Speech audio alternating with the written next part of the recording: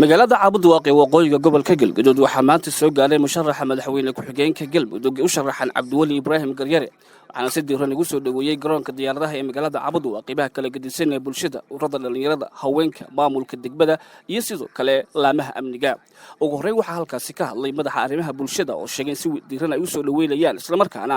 qof kasta oo ka doonaya xil Galmudug oo yimaada magaalada Cabudwaaqi inay soo dhaweeyaan Muuse Maxamed Axmed Muuse Injo ah madaxa arrimaha bulshada ee magaalada Cabudwaaqi shacab weynaha ku nool degmada Cabudwaaqi halka kan maanta waxaanu ku soo dhaweynaynaa madaxweyne ku-xigeenka musharaxa madaxweyne ku-xigeenka Cabdiwali Ibraahim oo u darban ama degmada Cabudwaaqi maanta soo gaaray asagoo rajaynaya inuu noqdo hogaamiyaha ama madaxweyne ku-xigeenka dowladgoboleedka Galmudug kala madaxweyne sidaad arkaysid maanta halka kan waxaa kugu soo dhaweynaya dhammaan shacab weynaha degmada Cabudwaaqi oo hogaaminayo maamulka degmada gaar ahaan gudoomiyaha degmada Mahad Cumar Cilmi sida halkaan aad arkaysid maamulkii iyo uradii bulshadii golihii guurtida dhalinyaradii ciidankii dhammaantood waxay halkaan diyaar ugu ahaayeen taniya saaka soo dhaweyntaada haddana ilaahay mahadi waa soo gaartay dhinaca kale qaar ka mid ah odayaasha iyo waxgaradka magaalada Cabudwaaqi iyaguna soo dhaweeyay musharaxa madaxweyne ku-xigeenka Galmudug Cabdiwali Ibraahim Garyare oo maanta soo gaaray magaalada Cabudwaaqi ma weyni salaam haya asagaan ku soo dhaweynaynaa madaxweyne ku-xigeenkan ku soo dhaweynaynaa madaxweyne soo dhawow inta ka bacdi intaanu ilaa saakay qoraxda waxay heegan ugu ahayd gudoomiyaha maamulka ciidanka gabdhaha odayaasha culimada intaas waxay heegan u ahayd kalsoonidaada soo dhawow dalkaaga iyo deegaankaaga iyo ummadaada iyo rabitaanka lagu rabo ku soo dhawow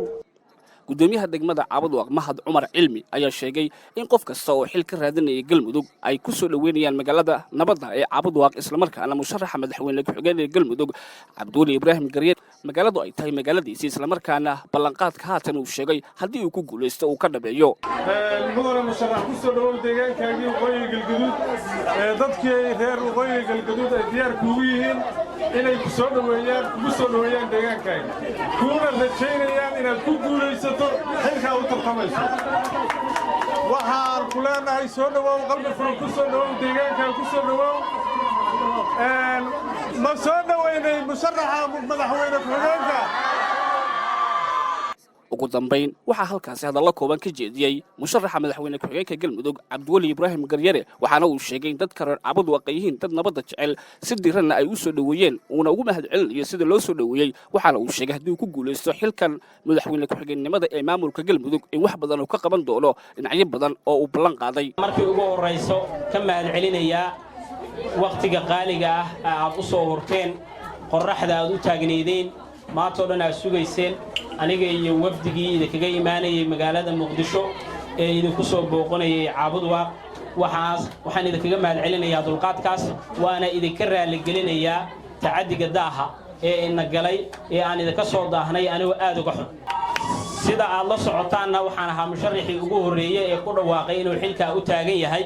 inkastoo gadaashay ay yimaadeen musharaxiin kale laakiin waxaan rabaa inaad idinku nasaartaan miisaanka ama kafadda lagu kala qiimeeyo nin waliba wuxuu horay u qabtay iyo wuxuu rabay inuu qabto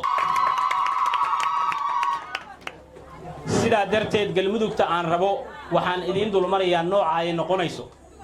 waxaan rabaa Galmudug amniga ka shaqaysa oo xoreysa ilaa iyo deegaanada naga maqan ee cirifka ku haya ilaa ceel dheer ilaa iyo gaalkacyo ilaa magaaladan imika aan joogno ee ku taala cirifka xuduud aan la leenahay Itoobiya